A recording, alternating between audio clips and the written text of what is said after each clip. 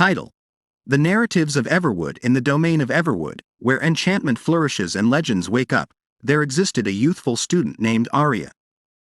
Brought into the world under the sparkle of a meteorite, her predetermination was woven with the strings of sorcery that pervaded the very air she relaxed. Part 1. The enlivening Arya lived in the peaceful town of Oakhaven, settled profound inside the old timberlands of Everwood. From a youthful age, she showed a striking liking for enchantment, doubtlessly stirring up a lot of wonderment and bewilderment for the locals. Directed by her coach, the astute magician Eldrin, she improved her abilities under the covering of transcending oaks and murmured spells of the former times. Section 2. The illegal book. One portentous night, while scavenging through the dusty documents of Eldrin's library, Arya coincidentally found a prohibited book bound in calfskin as dim as 12 p.m. Charmed by its unfavorable quality, she thought for even a moment to open its pages, releasing a downpour of taboo information that took steps to consume her actual soul. Section 3. The dim charm. Unbeknownst to Arya, the book was permeated with a vindictive charm, woven by a long-failed-to-remember magician yearning for power. As she dug further into its pages, she accidentally released dull powers that mixed in the shadows, longing for territory over Everwood. Part 4.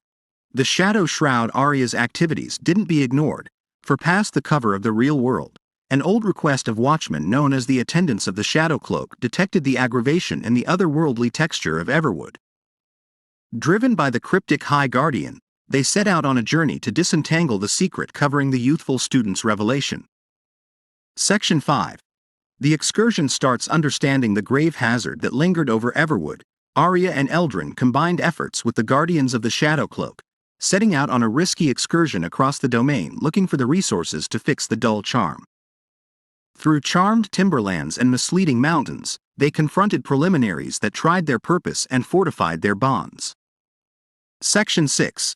The preliminary of components. Their process drove them to the hallowed sanctuary of components, where the basic powers of nature joined as one.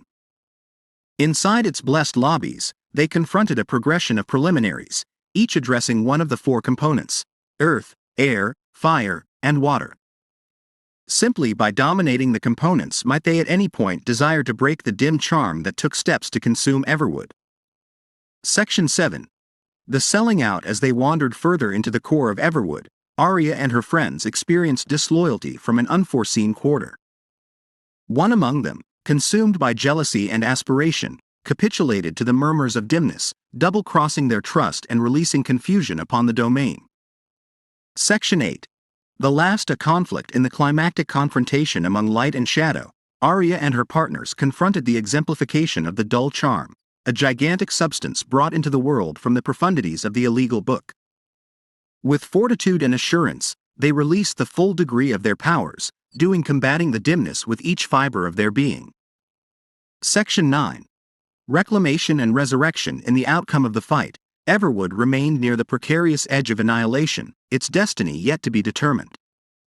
However, through the consolidated endeavors of Arya and her sidekicks, the murkiness was exiled, and the domain was renewed once again.